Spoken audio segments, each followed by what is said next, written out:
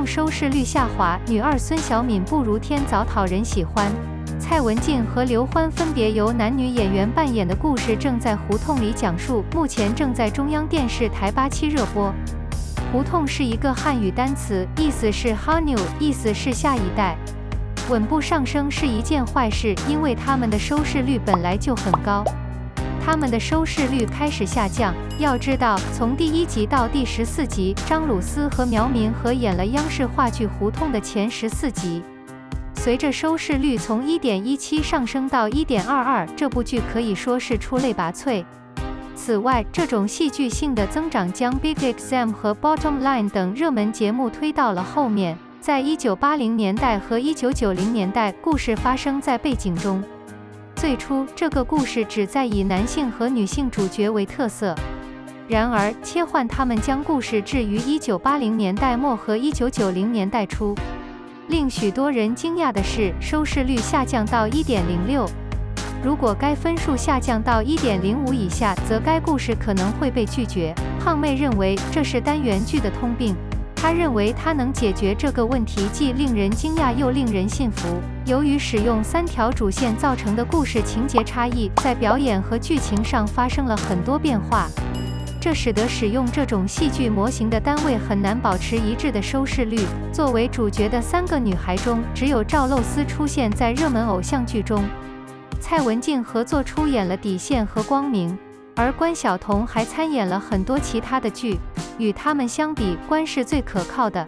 胡同的第1章被很多观众认为是低谷，这导致预测该节目的首映收视率会增加和减少。主演侯明昊和赵露思一开始对这个项目的期望不高，然而他们最终以 1.18 的平均评分对项目进行了超出预期的改进。蔡文静和刘欢的演技，收视率下滑并不可怕。胖妹表示，最新的胡同剧情，女主的性格是主要问题。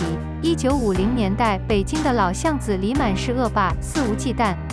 但不起眼的间谍隐藏在阴影中，渴望破坏任何移动的东西。天早是一个年轻的孤儿，和家人一起吃几百顿饭长大。他从大目标开始，然后逐渐过渡到街道办事处的独立董事。这是大多数时代剧都遵循的典型戏剧过渡。很难相信这部央视节目的高收视率是因为情节看起来整洁而整洁，设定还是很吸引观众的。田枣和铁丹的女儿孙晓敏在胡同的剧情中长大。与此同时，铁丹中风，剧情直接快进到了老铁丹身上。孙晓敏为了养家糊口还债，晚上协助林伟东摆摊。孙晓敏一夜之间打量着夜市的混乱，她想出了各种解决问题的想法，并最终制定了一套规则，将它们整合到一个单一的管理区域中。女二孙晓敏虽然没有天早那么可爱，但蔡文静的刻画还算不错。孙晓敏和田枣有很多共同点，两人都很聪明，对朋友忠诚。刘素思与星光熠熠的女主角相似，她对小说的设定很熟悉。与母亲田枣相比，孙晓敏就没有那么可爱了。和蔡文静比起来，她也显得不讲理、虚伪，故事纠缠不清，充满了无趣的人物，这就是为什么观众会降低胡同的收视率。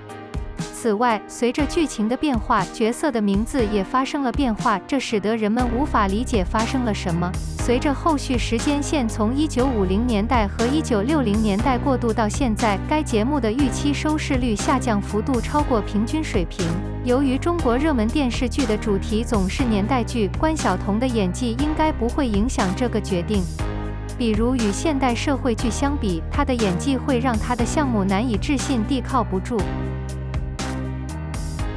白鹿无拘无束地划过跑道，动作无拘无束，话语散发着灵气。许多名人参加娱乐界的各种活动，举办一些活动是为了支持整个行业，而另一些活动则旨在吸引公众观众的注意力。近年来，一场时尚走秀活动在大众中广为流传。3位女演员已被预定参加，以帮助该活动获得更多关注。9月29日，白鹿、喻言和沈梦瑶在上海的一场时装秀上大放异彩。她们每个人都美得惊人，扮演着跨界的变身女性。走秀模特表现最重要的方面是外貌、气质和风格的结合。这一次她们看起来怎么样？白鹿穿着一件浅蓝色的小辫子毛衣，在 T 台上走来走去。他用银白色的气球把舞台弄得乱七八糟。百乐一手插在兜里，漫不经心地走着，没有别的东西。他用一只手在另一只手的毛衣口袋里猛地划破空气，让自己感觉很强大。走到 T 台中央后，他抿唇自嘲，预言的风格有些疯狂和时髦。两缕红色的假发搭在他的额头上，赋予他独特的个性和叛逆的个性。他穿着一件灰白色的毛衣套装，中间有英国口音。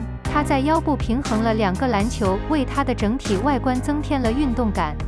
他有一双锐利的眼睛来支持这一点。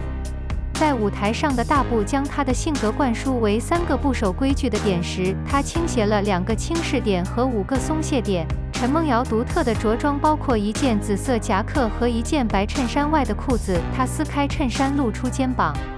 她的头发扎成许多小辫子，突出了她的紫色辫子。时尚界的东西只有古冰懂，普通人很难理解。